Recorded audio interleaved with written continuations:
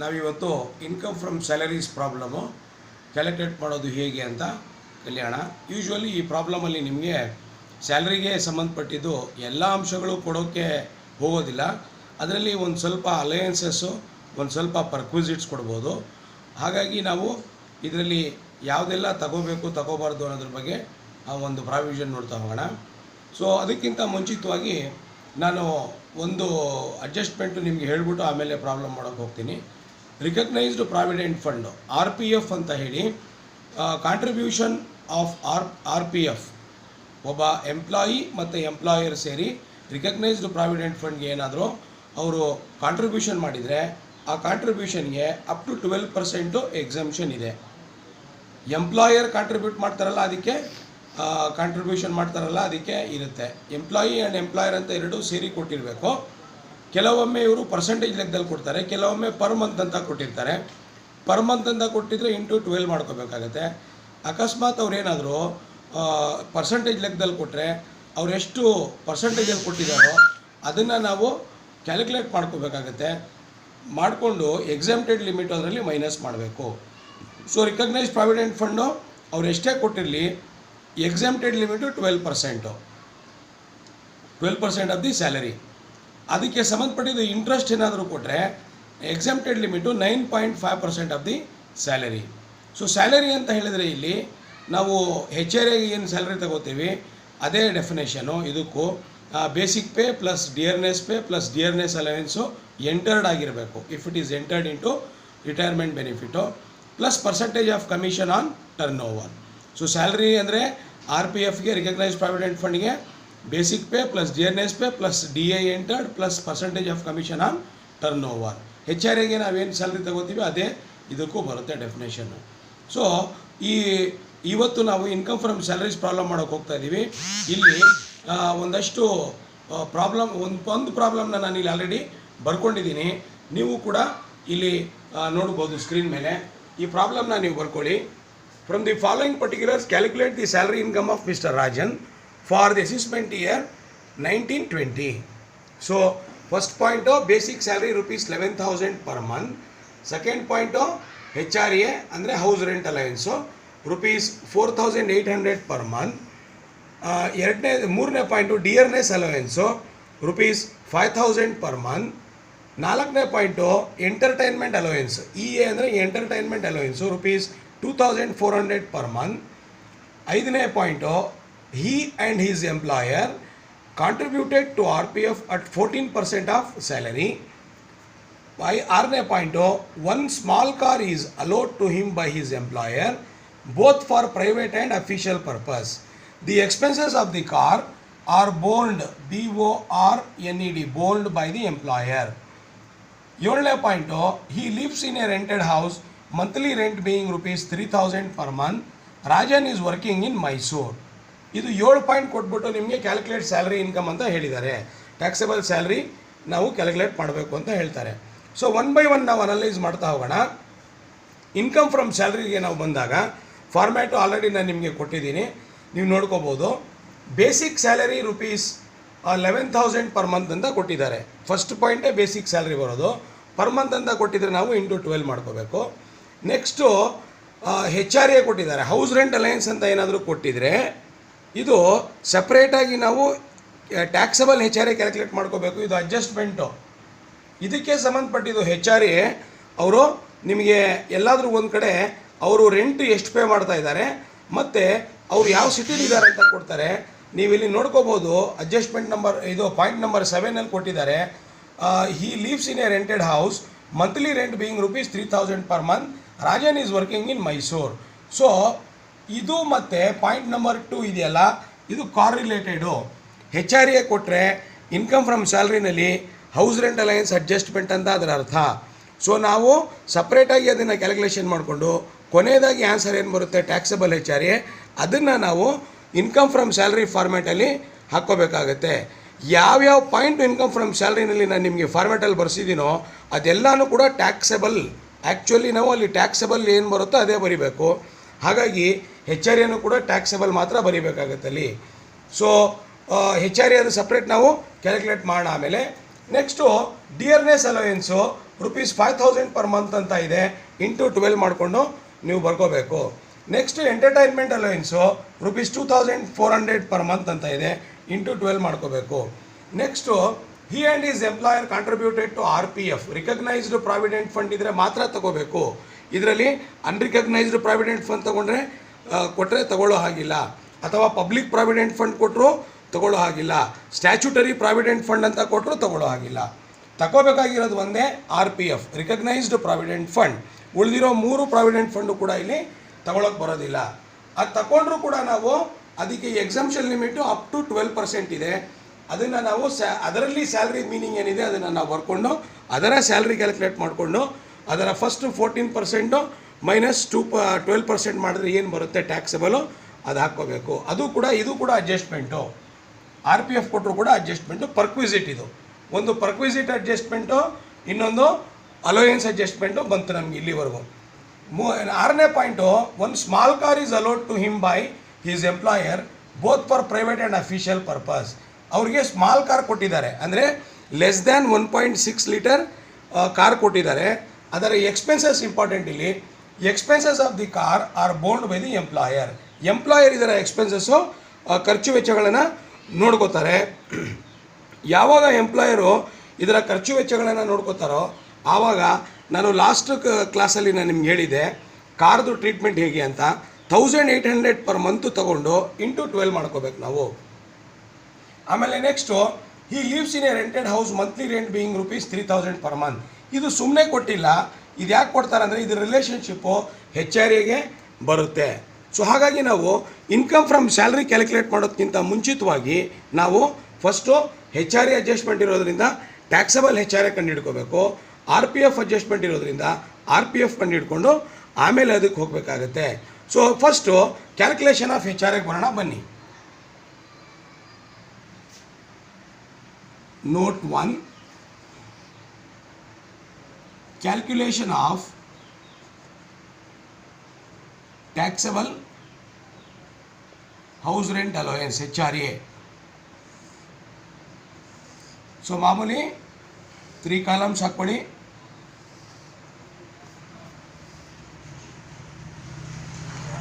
ಇದರ format already ನಿಮಗೆ ಗೊತ್ತಿದೆ. ಪರ್ಟಿಕ್ಯುಲರ್ಸ್ ರುಪೀಸ್ ಇದರಲ್ಲಿ ಬೇಕಾದರೆ ಸಿಟಿ ಹೆಸರು ಕೂಡ ಬರ್ಕೊಳ್ಳಿ, ಮೈಸೂರು ಅಂತ. ಫಸ್ಟ್ ಪಾಯಿಂಟ್ ಏನಿದ್ರಲ್ಲಿ actual HRA received.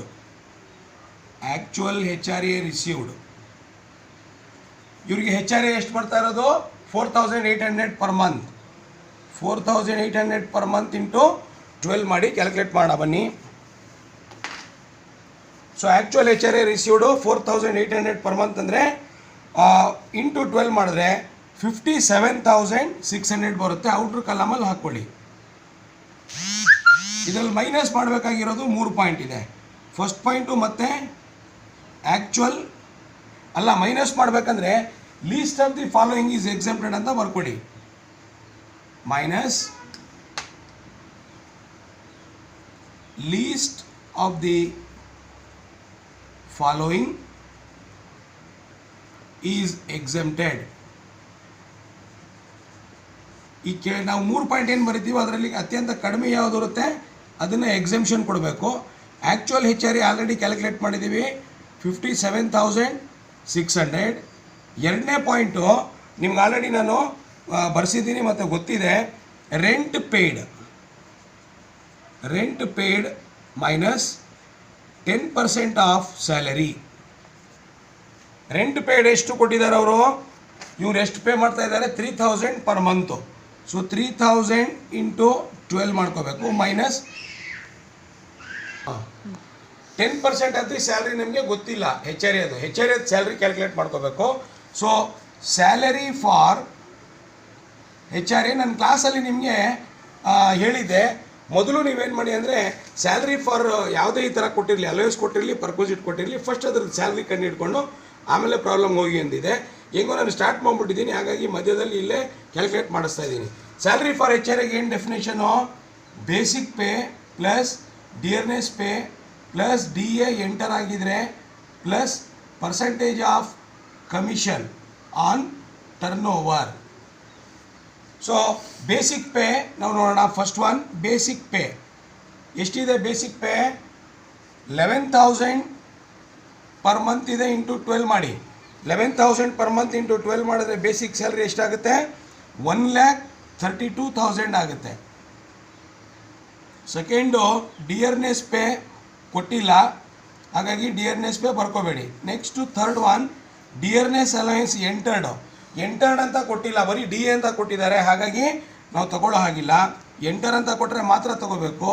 Next point percentage of commission ಕೂಡ ಕೊಟ್ಟಿಲ್ಲ, ಹಾಗಾದರೆ ಸ್ಯಾಲ್ರಿ ಎಷ್ಟಾಯ್ತು? ಇದು 1,32,000 ಆಯಿತು ಸ್ಯಾಲ್ರಿ.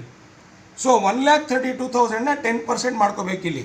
ಸೊ 10% ಆಫ್ 1,32,000 ಎಷ್ಟಾಗುತ್ತೆ? ಇದು 3,000 ಇಂಟು 12 ಮಾಡಿದ್ರೆ 36,000 ಆಗುತ್ತೆ. ಮೈನಸ್ 10% ಎಷ್ಟಾಗುತ್ತೆ? 13,200 ಆಗುತ್ತೆ. ಇದರಿಂದ ಇದು ಮೈನಸ್ ಮಾಡಿದ್ರೆ ಎಷ್ಟು ಬಂತು ನಮಗೆ? 22,800 ಬರುತ್ತೆ. ಇದು ಕಾಲಮಲ್ಲಿ ಬರ್ಕೋಬೇಕು, ಇನ್ನರ್ ಕಾಲಮಲ್ಲಿ. ಸೊ ಅದಾದಮೇಲೆ ಮೂರನೇ ಪಾಯಿಂಟ್ ಯಾವುದು? 40% or 50% of salary. 40% non metro. Mysuru is a non metro city. Metro cities 4 ಬರೋದು. ಒಂದು ಡೆಲ್ಲಿ ಬರುತ್ತೆ, ಒಂದು ಮುಂಬೈ ಬರುತ್ತೆ, ಒಂದು ಕೋಲ್ಕತ್ತಾ ಬರುತ್ತೆ, ಇನ್ನೊಂದು ಚೆನ್ನೈ ಬರುತ್ತೆ. ಸೊ ಇದು ಮೈಸೂರು ಆಗಿರೋದ್ರಿಂದ 40% ಆಫ್ ಸ್ಯಾಲ್ರಿ ತಗೋಬೇಕು. ಸೊ 40% ಆಫ್ ಸ್ಯಾಲ್ರಿ ಆಲ್ರೆಡಿ ನಾವು ಕ್ಯಾಲ್ಕುಲೇಟ್ ಮಾಡಿರೋದು ಎಷ್ಟು? 1,32,000. ಸೊ ಇದು ಎಷ್ಟಾಗುತ್ತೆ ಅಂತ ನಾವು ಕ್ಯಾಲ್ಕುಲೇಟ್ ಮಾಡೋಣ ಬನ್ನಿ. ಸೊ 40% 52,800 ಬರುತ್ತೆ. ಈ ಮೂರಲ್ಲೂ ಅತ್ಯಂತ ಕಡಿಮೆ ಯಾವುದಿದೆ ಅದನ್ನು ನೋಡ್ಕೋಬೇಕು ನಾವು. 22,800 ರೂಪಾಯಿ ಇದೆ, ಅದನ್ನು ಇದರಲ್ಲಿ ಮೈನಸ್ ಮಾಡಬೇಕು. ಮೈನಸ್ ಮಾಡಿದ್ರೆ ನಮಗೆ 57,600ಅಲ್ಲಿ 22,800 ಮೈನಸ್ ಮಾಡಿದ್ರೆ 34,800 ಬರುತ್ತೆ. ಇದನ್ನು ಟ್ಯಾಕ್ಸಬಲ್ HRA ಅಂತೀವಿ. ಅಲ್ಲಿ ಇನ್ಕಮ್ ಫ್ರಮ್ ಸ್ಯಾಲ್ರಿ ಮಾಡ್ತಿರ್ಬೇಕಾದ್ರೆ ನಾವು ಈ HRA ಅಂತ ಬರ್ಕೊಂಡು ಅದು ಬರ್ಕೋಬೇಕಾಗತ್ತೆ. ನೆಕ್ಸ್ಟ್ ಅಡ್ಜಸ್ಟ್ಮೆಂಟ್ ನಮಗೆ ಬೇಕಾಗಿರೋದು ಯಾವುದು? RPF recognised provident fund. Recognised provident fund ಮಾಡಬೇಕಂದ್ರೂ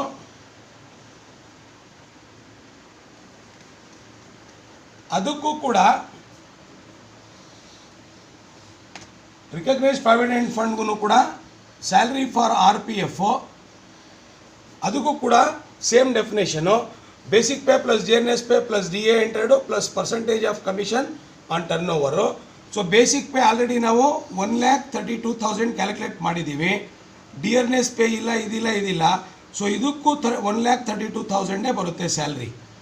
so recognised provident fund ನಾವು ಕ್ಯಾಲ್ಕುಲೇಟ್ ಹೆಂಗೆ ಮಾಡಬೇಕು? ಇಲ್ಲಿ 14% ಅಂತ ಹೇಳಿದ್ದಾರೆ. ಎಕ್ಸೆಂಪ್ಟೆಡ್ ಲಿಮಿಟ್ ಇರೋದು ಎಷ್ಟು ನಮಗೆ? ಎಕ್ಸೆಂಪ್ಟೆಡ್ ಲಿಮಿಟ್ ಫಾರ್ RPF ಇಲ್ಲಿ ಬೇಕಾದರೆ ನೀವು ನೋಟ್ಸಲ್ಲಿ ಬರ್ಕೊಳ್ಳಿ. ಎಕ್ಸೆಂಪ್ಟೆಡ್ RPF ಅಪ್ ಟು 12% ಇದೆ. ಸೊ ಇವರು ಪೇ ಮಾಡಿರೋದು 14% ಕಾಂಟ್ರಿಬ್ಯೂಷನ್ ಮಾಡಿರೋದು.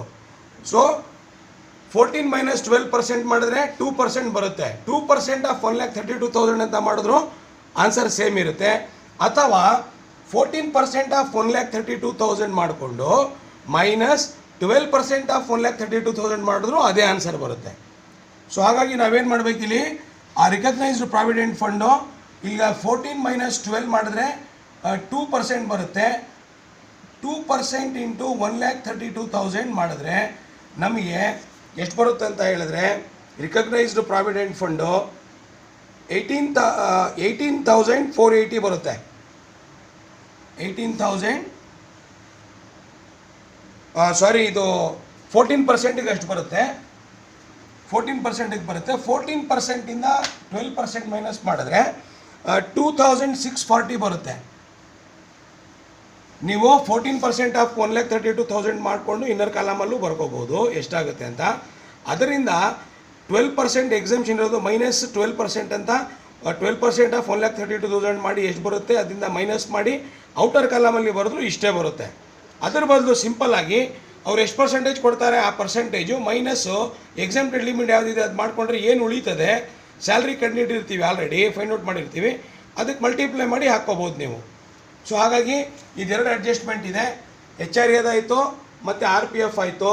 ಕಾರ್ದು ಮಾತ್ರ ಒಂದು ತಿಂಗಳಿಗೆ ಅವರ ಓನರೇನೆ ಖರ್ಚು ವೆಚ್ಚ ನೋಡಿಕೊಂಡ್ರೆ ಸ್ಮಾಲ್ ಕಾರ್ಗೆ 1800 ರೂಪೀಸ್ ಇದೆ ಇಂಟು 12.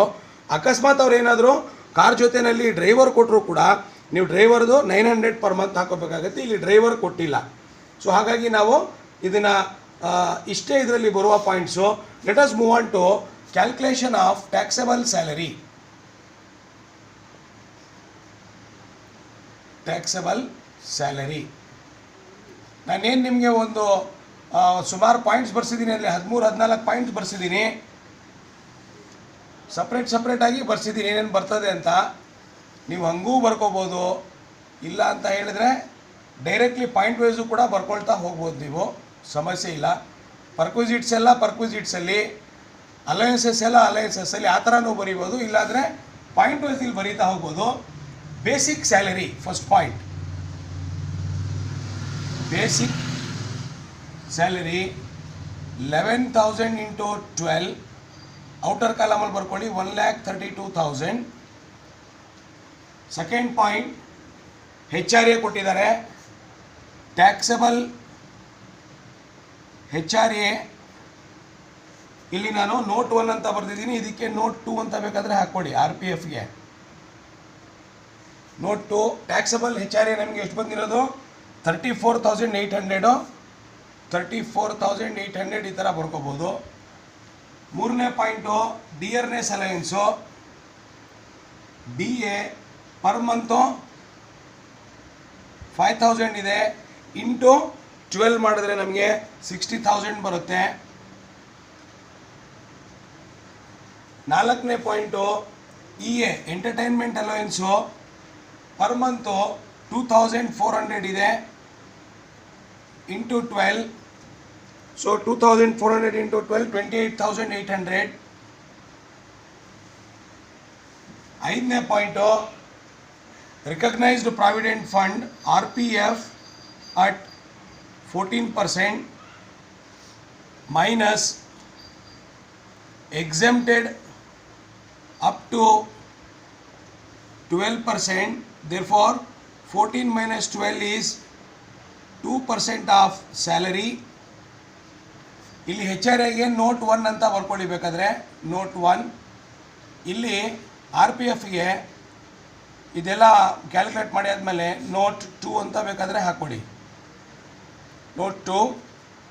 ಸೊ 2% ಆಫ್ 1,32,000 ಎಷ್ಟಾಗುತ್ತೆ 2,640 ಆಗುತ್ತೆ. 2,640 ಔಟರ್ ಕಾಲಮಲ್ಲಿ ಬರ್ಕೊಳ್ಳಿ. Taxable RPF. ನೆಕ್ಸ್ಟು ಆರನೇದು ಸ್ಮಾಲ್ ಕಾರ್ ಪರ್ಕ್ವಿಸಿಟ್. ಇದೂ ಸ್ಮಾಲ್ ಕಾರ್ 1,800 ಇಂಟು 12 21,600. ಅದಾದಮೇಲೆ ಇದು HRAಗೆ ಸಂಬಂಧಪಟ್ಟಿದ್ದಿರೋದು. ಸೊ ಟೋಟಲ್ ಮಾಡಿದ್ರೆ ನಮಗೆ ಇಲ್ಲೇ ಟೋಟಲ್ ಮಾಡ್ಕೊಳ್ಳಿ ಎಷ್ಟು ಬರುತ್ತೆ ಅಂತ ಹೇಳಿದ್ರೆ 2,79,840 ಬರುತ್ತೆ. 2,79,840 ಬರುತ್ತೆ. ಇದಕ್ಕೆ ನಾವು ಗ್ರಾಸ್ ಸ್ಯಾಲರಿ ಅಂತೀವಿ. ಯಾಕೆ ಗ್ರಾಸ್ ಸ್ಯಾಲರಿ ಅಂತೀವಿ ಅಂತ ಹೇಳಿದ್ರೆ ಇದರಲ್ಲಿ ಡಿಡಕ್ಷನ್ಸ್ ಇದೆ. ಡಿಡಕ್ಷನ್ಸ್ ಅಂಡರ್ ಸೆಕ್ಷನ್ 16 3 ಡಿಡಕ್ಷನ್ ಇದೆ. ಫಸ್ಟ್ ಡಿಡಕ್ಷನ್ ಬಂದು ಸ್ಟ್ಯಾಂಡರ್ಡ್ ಡಿಡಕ್ಷನ್ ಇದೆ. ಇದು ಇನ್ಕಮ್ ಟ್ಯಾಕ್ಸ್ ಡಿಪಾರ್ಟ್ಮೆಂಟ್ ಅವರೇ ಮಾಡಿದ್ದಾರೆ. ಅದು ಎಷ್ಟು ಮಾಡಿದ್ದಾರೆ ಅಂತ ಹೇಳಿದರೆ 50,000 ರೂಪೀಸ್ ಇದೆ ಈ ವರ್ಷಕ್ಕೆ. ಎರಡನೇ ಡಿಡಕ್ಷನ್ನು ಎಂಟರ್ಟೈನ್ಮೆಂಟ್ ಅಲೋಯೆನ್ಸು. ಈ ಎಂಟರ್ಟೈನ್ಮೆಂಟ್ ಅಲೋಯೆನ್ಸು ಗೌರ್ಮೆಂಟ್ ಎಂಪ್ಲಾಯಿ ಇದ್ದರೆ ಮಾತ್ರ ಬರುತ್ತೆ. ಇವರು ಗೌರ್ಮೆಂಟ್ ಎಂಪ್ಲಾಯಿ ಎಲ್ಲೂ ಮೆನ್ಷನ್ ಮಾಡಿಲ್ಲ ಗೌರ್ಮೆಂಟ್ ಎಂಪ್ಲಾಯಿ ಅಂತ. ಸೊ ಇದನ್ನು ಸಪ್ರೇಟಾಗಿ ಕ್ಯಾಲ್ಕುಲೇಟ್ ಮಾಡೋದು ಇನ್ನೊಂದು ಪ್ರಾಬ್ಲಮ್ ಬರುತ್ತೆ ಗೌರ್ಮೆಂಟ್ ಎಂಪ್ಲಾಯ್ದು. ಆವಾಗ ಮಾಡಿ ನಾನು ನಿಮಗೆ ತೋರಿಸ್ತೀನಿ. ಇದು ಎರಡು ಕಡೆ ಬರುತ್ತೆ. ಫಸ್ಟ್ ಏನಿದೆ ಹಿಂಗೆ ಬರ್ಕೋಬೇಕು, ಆಮೇಲೆ ಡಿಡಕ್ಷನಲ್ಲೂ ಎಂಟರ್ಟೈನ್ಮೆಂಟ್ ಅಲಯನ್ಸ್ ಬರುತ್ತೆ. ಅದರಲ್ಲಿ ಅದು ಸಪ್ರೇಟ್ ಕ್ಯಾಲ್ಕುಲೇಟ್ ಮಾಡೋದು ಬರುತ್ತೆ. ಅದನ್ನು ಮಾಡ್ಕೋಬೇಕಾಗತ್ತೆ ನಾವು. ಆವಾಗ ನಾನು ನಿಮ್ಗೆ ಹೇಳ್ತೀನಿ. ಇದರಲ್ಲಿ ಇಲ್ಲದೇ ಇರೋದ್ರಿಂದ ಇದು ಡ್ಯಾಶ್ ಅಂತ ಹಾಕಬೇಕು ಬರ್ಕೊಂಡು. ಗೌರ್ಮೆಂಟ್ ಎಂಪ್ಲಾಯಿಗೆ ಮಾತ್ರ ಅಪ್ಲಿಕೇಬಲ್ ಇದು. ಬೇಕಾದರೆ ನೀವು ಬರ್ಕೋಬೋದು ಇಲ್ಲಿ ಅಪ್ಲಿಕೇಬಲ್ ಟು ಗೌರ್ಮೆಂಟ್ ಎಂಪ್ಲಾಯಿ ಅಂತ ನೀವು ನೋಡ್ಕೋಬೋದು. ಗೌರ್ಮೆಂಟ್ ಎಂಪ್ಲಾಯಿನೂ ಇಲ್ವೋ ಅಂತ ಮೇಲ್ಗಡೆನೇ ಕೊಟ್ಟಿರ್ತಾರೆ. Next professional tax paid. Professional tax paid by employee. Employee ಏನಾದರೂ ಕೆಲಸದವ್ರು ಏನಾದರೂ ನಾವು ಅವ್ರಿಗೆ ಮಾಡ್ತಾ ಇರೋ ವೃತ್ತಿಗೆ ಸಂಬಂಧಪಟ್ಟಿದ್ದು ತೆರಿಗೆ ಏನಾದರೂ ಕೊಟ್ಟಿದ್ರೆ, ಅಥವಾ ಪ್ರೊಫೆಷನಲ್ ಟ್ಯಾಕ್ಸ್ ಅಂತಲೂ ಕರೀತಾರೆ ಇದಕ್ಕೆ, ಅಥವಾ ಇದಕ್ಕೆ ಇನ್ನೊಂದು ವರ್ಡು ಬೇಕಾದರೂ ಕೊಡ್ಬೋದು ಇದರಲ್ಲಿ. ಇದು ಪೇಯ್ಡ್ ಬೈ ಆ್ಯನ್ ಎಂಪ್ಲಾಯಿ ಅಂತ ಇದ್ದರೆ ಮಾತ್ರ ಇಲ್ಲಿ ತಗೋಬೇಕು. ಪೇಯ್ಡ್ ಬೈ ಆ್ಯನ್ ಎಂಪ್ಲಾಯರ್ ಇದ್ದರೆ ನಾವು ಇಲ್ಲಿ ತಗೋಬೇಕಾಗತ್ತೆ, ಟ್ಯಾಕ್ಸಬಲಲ್ಲಿ ತಗೋಬೇಕಾಗತ್ತೆ, ಡಿಡಕ್ಷನಲ್ಲಿ ತಗೊಳ್ಳಲ್ಲ. ಸೊ ಟ್ಯಾಕ್ಸ್ ಇಲ್ಲೂ ತಗೋಬೇಕಾಗತ್ತೆ, ಇಲ್ಲೂ ಎರಡು ಕಡೆನೂ ತಗೋಬೇಕಾಗತ್ತೆ ಅವ್ರದ್ದು ಕೊಟ್ಟರೆ. ಆದರೆ ಇದು ಎಂಪ್ಲಾಯಿ ಮಾತ್ರ ಕೊಟ್ಟಿರೋದ್ರಿಂದ ಇಲ್ಲಿ ಏನು ಈ ಪ್ರಾಬ್ಲಮಲ್ಲಿ ಪ್ರೊಫೆಷನಲ್ ಟ್ಯಾಕ್ಸ್ ಪೇಡ್ ಅಂತ ಕೊಟ್ಟಿಲ್ಲ, ಹಾಗಾಗಿ ನಾವು ಡೈರೆಕ್ಟ್ಲಿ ಏನು ಮಾಡ್ತೀವಿ, ಡ್ಯಾಶ್ ಹಾಕೋತೀವಿ ಕೊಟ್ಟಿಲ್ಲ ಅಂದರೆ.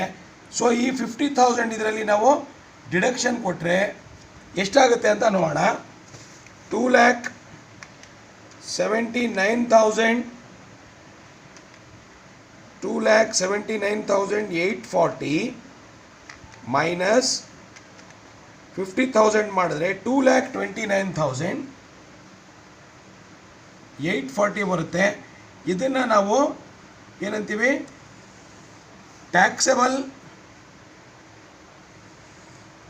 ಟ್ಯಾಕ್ಸಬಲ್ ಇನ್ಕಮ್ ಫ್ರಮ್ ಸ್ಯಾಲರಿ ಅಂತ ಕರಿತೀವಿ.